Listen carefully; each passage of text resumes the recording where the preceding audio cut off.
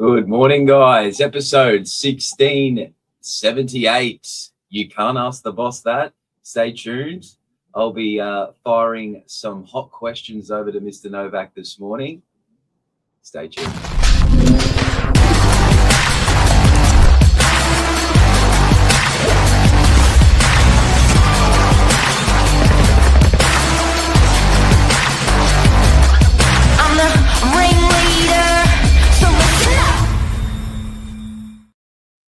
Good morning, Mr. Novak. How are you? Good, you? Yeah, good. Lovely. Back from a long weekend, ready and pumping. Get as much as you can done in a short week. Time goes quick, doesn't it? We're already in nearly halfway through June, which feels a bit surreal, doesn't it? Far out. I can't help to think that you're going to ask me how many times a week I have sex. No, the questions are PG. We're going to go through. Yeah, they're a mix of family life, personal, success, business, some fun, light-hearted ones, some deep questions, some cheeky ones, but not too cheeky. So we'll start off. You've prepared questions. Yeah. I've got a few here, and I think they're quite. They'll be interesting. I think people will be eager to know. Now, first one off the ranks. Now, you definitely are a hard worker. Even on your days off, you're still coming into the office. So this question I thought would work quite well. What's the hardest thing about being a dad and a business owner? Because obviously you got two beautiful daughters. What's the hardest thing about being, obviously someone that's running a business, 50 odd people, and having the family at home? How do you handle that? Time and guilt. That's the hardest thing. Time, I feel you just always it's like fire, run to the left, fire, run to the right. And it's that stretch between family and work and family and work. And then there's that guilt, when you're on that holiday, you're feeling guilty. And then when you're at work, you're feeling guilty about not being with the kids. That'd be the hardest thing. Yeah, wow. Well, that's good. What's your favorite family tradition? Ooh. Probably Serbs have a thing called name day. So it's once a year and we all get together. So you invite family and friends over and we do a dinner. So it's not actually after my name. It's a saint, patron saint. Our saint's Saint George, which is on the 6th of May. I'm Serbian. And it carries through the male of the family, the eldest of the family normally, but my brother doesn't practice it, so I do. So that's love up. And then every Friday night, we sit down as a family with the mother-in-law, auntie, family, and we've done every Friday night for 28 years. Wow. That's very a lot of consistency there. And what's something your kids have taught you? Yeah, I think they whip you around. So what have they taught me? I think my kids brought out my softer side in me. So the vulnerable, it's okay, don't give a shit, sort of relax sort of thing. So I think my kids think of me as pretty chilled and aloof, which is a very different profile to what I am at work, but they've brought that out of me sort of thing. So I think sometimes they think I'm a bit of a bear, or just go along with whatever they want to do or say, but I'm not normally like that. Wow. So that's family and life. Now moving on to personal. What's your biggest fear? I would say not being able to make the people around me happy. So letting people around me down. So, our mums, my wife, my kids.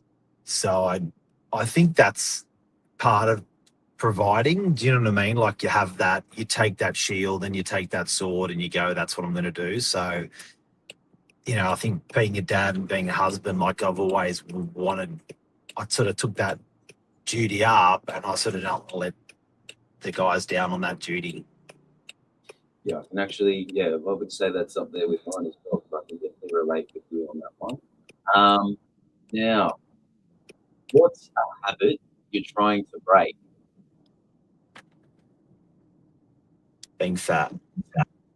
In fact, Yeah, you have been on the health kick. I'll give you that. The shakes, you've been giving that a yeah, good go.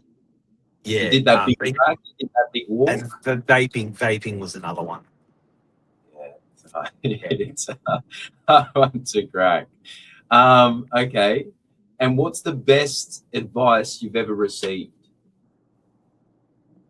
Build your brand. Build your brand, not the grey line. No. Oh, there's a couple. You've heard them all. They get repeated to you.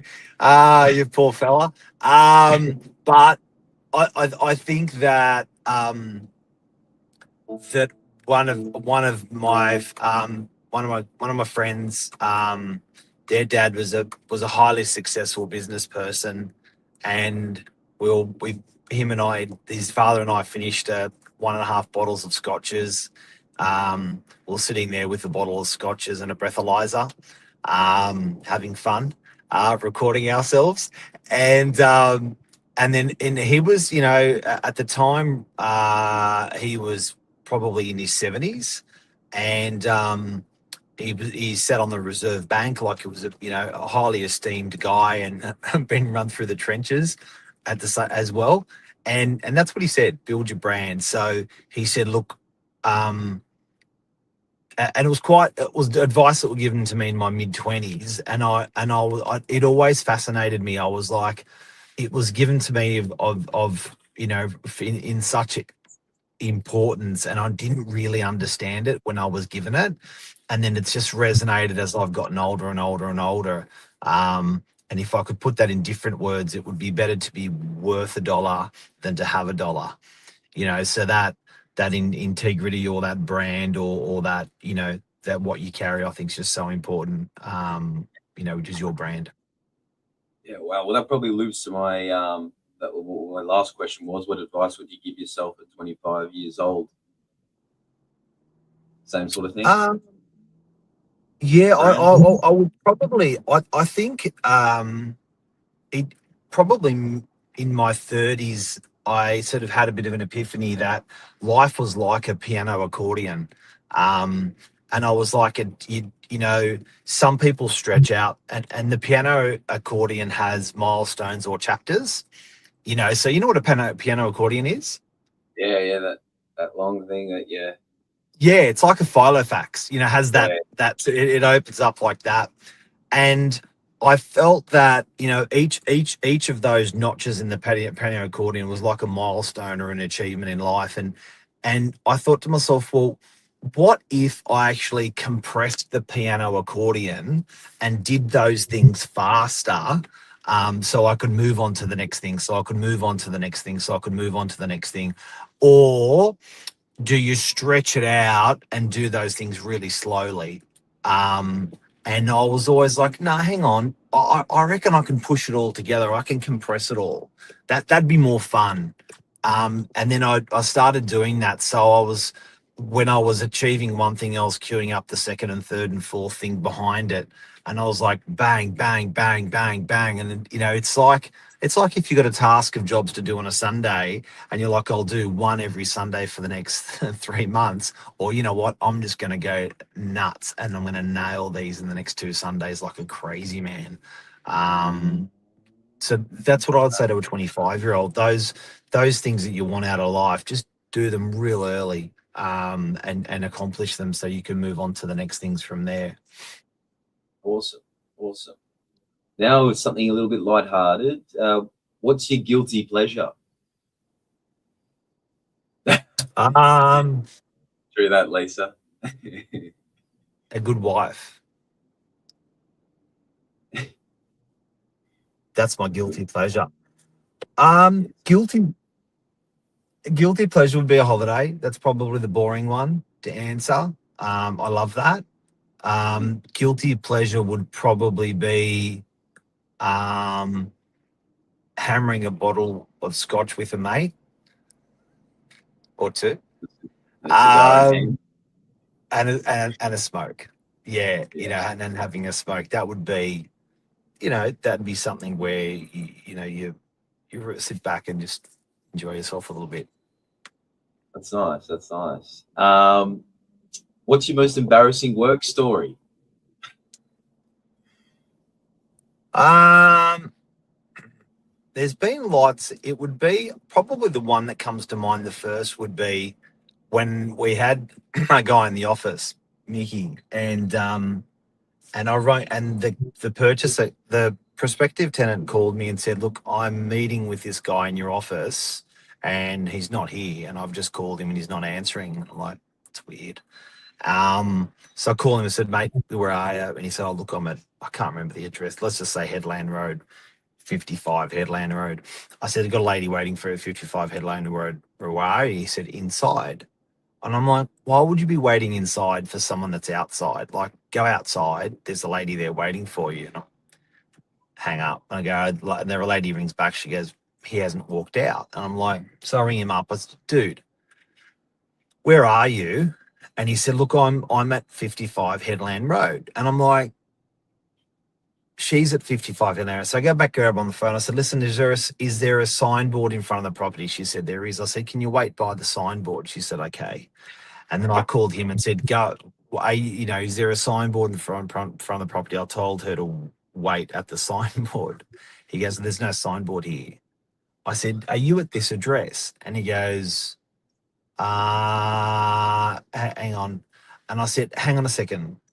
You're at a different number. You're at a different number." He goes, "Yeah."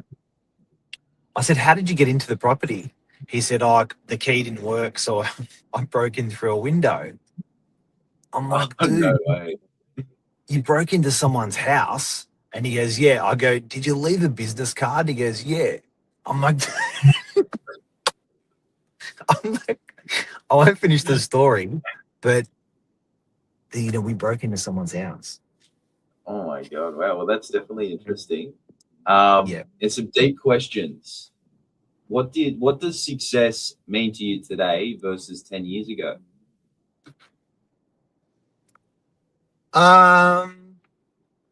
He who dies happiest wins. So I think everyone's canvas is different, and the ultimate metric is happiness. And that happiness comes in so many different ways to many different people. So I think that's probably it. He who dies happiest wins. Yeah, nice. What Has legacy that do you? has that changed from 10 years ago? No. No. Yeah. Beautiful. Um, what's one thing you wish people asked you more often?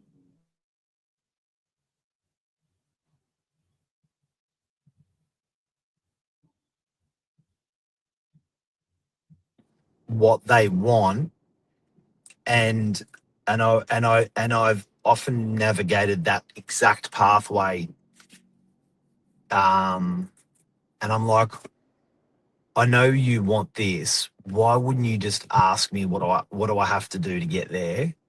Take the advice or don't take the advice. I get it. But yeah, I'm surprised people don't ask for help more. Whether it's a buyer, a seller, a staff member, or I'm surprised.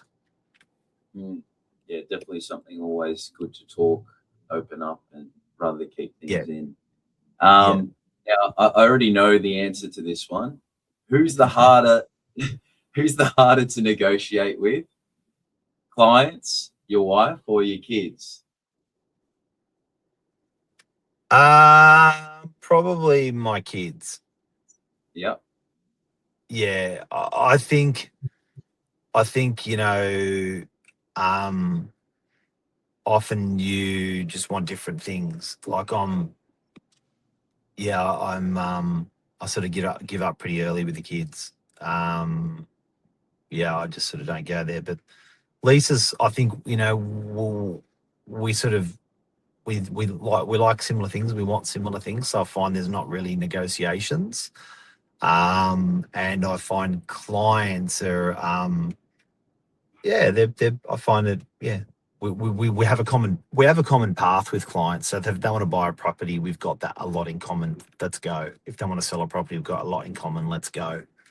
So it's an easy Awesome. negotiation. Two last questions. Last one, a little bit fun. Who would you play in a movie? Oh, I